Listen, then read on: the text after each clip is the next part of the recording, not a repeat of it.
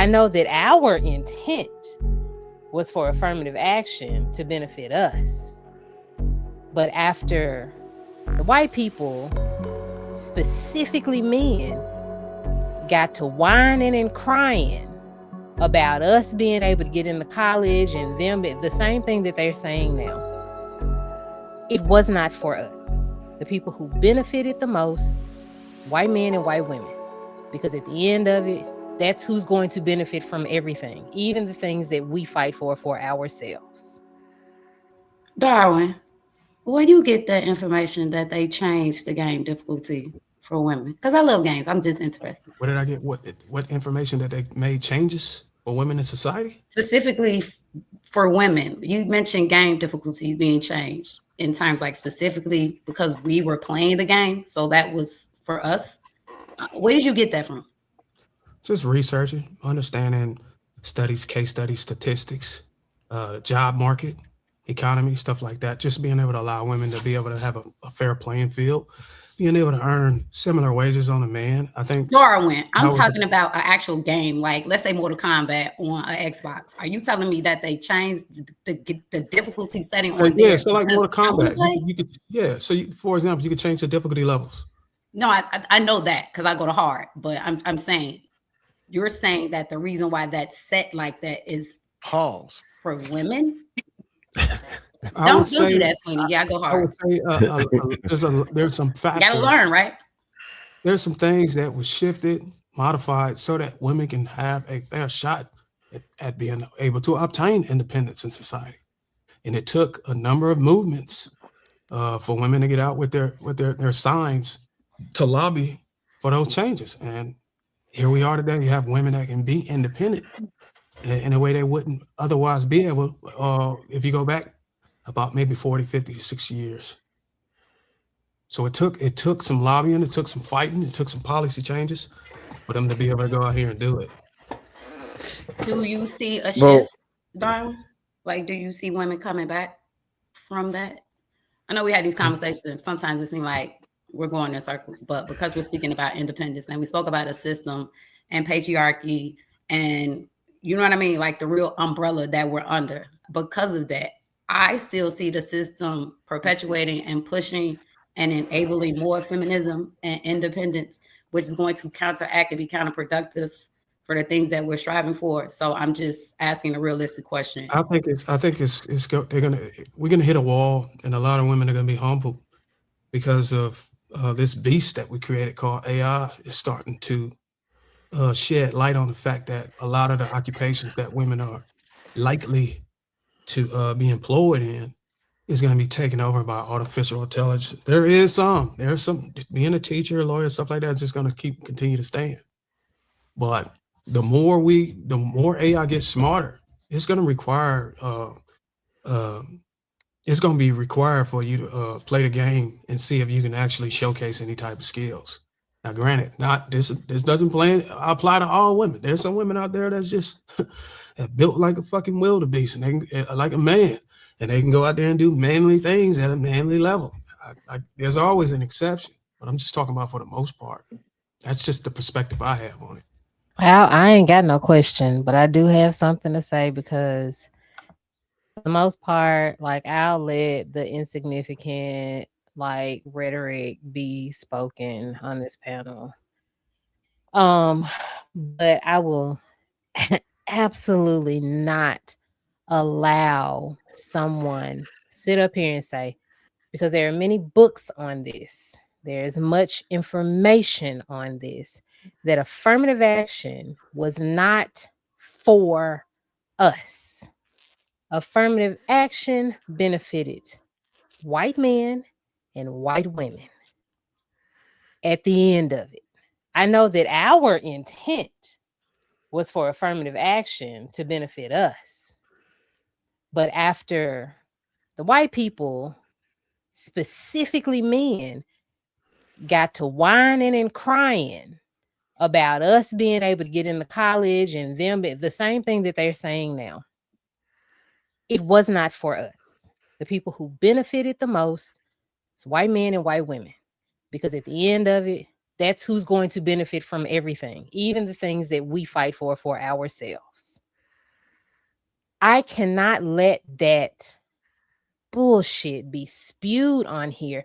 Like, I understand that we are still misinformed about a lot of things because we are taught, we are not taught the truth about a lot of things, the actual history. But if we read books, which I know we don't read nothing but Powernomics, I want us to read something else that will allow us to be informed about the things that affect us, so that maybe we can change something in the future. Read your history so that when it happens again, when it rounds the corner and it comes to smack you in the face, another generation of people who are misinformed and miseducated, please read The Miseducation of the Negro. I want you all to read something so that you can predict, because I know exactly what's coming because I read and I know the history. And this thing has a 20 to 30 year cycle. But I couldn't let that be said. Y'all got to take these white man's fallacies out your mouths. You really got to. And stop believing everything you hear on the internet and on the news. All right, let me respond to that real quick. Ella, be quick. Just take an example. If you want to go book for book, information for information, we can do that. We'll be here all day, and it's all based on what you've been able to digest on your own time. Got it. But just take this example. Just ask yourself, if men and women started out at the line evenly, and both wasn't able to get employed. Let's just say the black man and black woman. They both wasn't able to get a job. They both wasn't allowed to open up their bank account or anything like that. A man today is going to be able to open it. A man today has got the mindset and the drive to go and open his bank account by way of maybe a mattress, digging a hole in the ground or something. But the way he earns his money, he's not going to stop at, oh, you can't get a 9-to-5. He will go pick up the package, sit on the corner for 60 to 80 hours a week, whether it's cocaine, crack, weed, whatever, and carry a tool and stick out his chest and go get it. If you don't believe it, and I don't see women being able to have the guts to go and do that. Don't believe it? Just look at how many kingpins there were ever since the 1930s up until now. I don't even know if there was a woman kingpin. It might have been, but for the most part, men who are not able to get it the traditional way, they're gonna figure out a way to get it, and that's when whatever degree of difficulty you want to set, it's just the truth. And I'll rest my case. I just wanted to say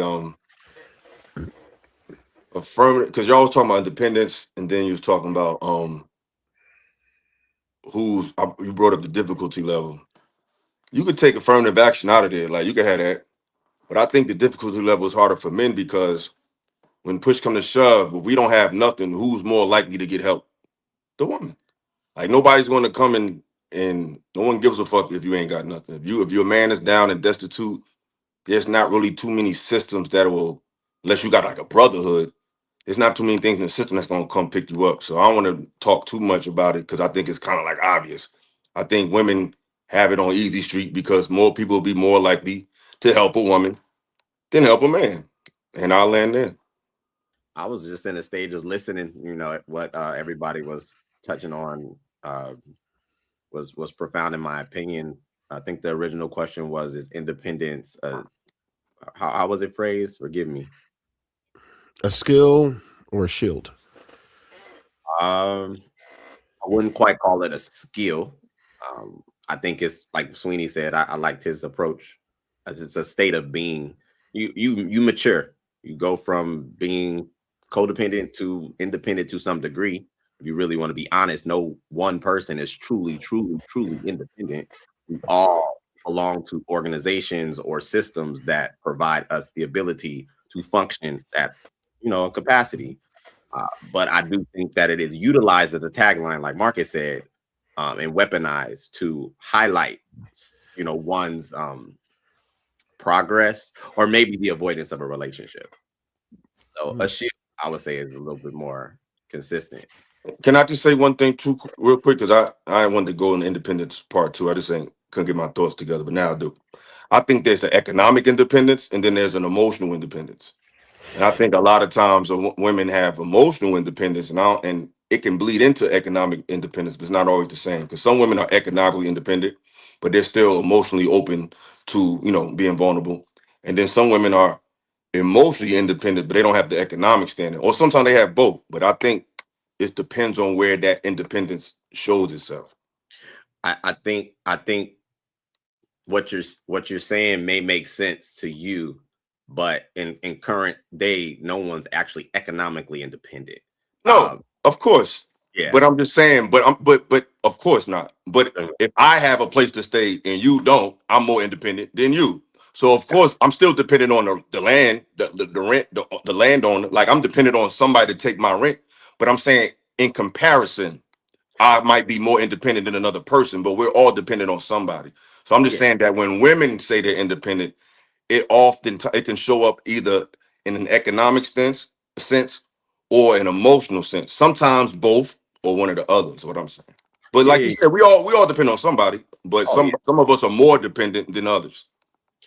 Yeah, I get it. I think that's what I believe that's what Darwin was trying to do, trying to frame in the sense that when you're really talking about the journey of life, it's just baked into the DNA. As a man, you're taught you eat what you kill. That's just how it goes for us. That's not the same for most women. Some women, yes, but not most women. Most women just got to show up to the party and there's a buffet and they always eat. That's just life, generally speaking. You're right. And if they hit the genetic lottery, they can attract resources just based off of beauty.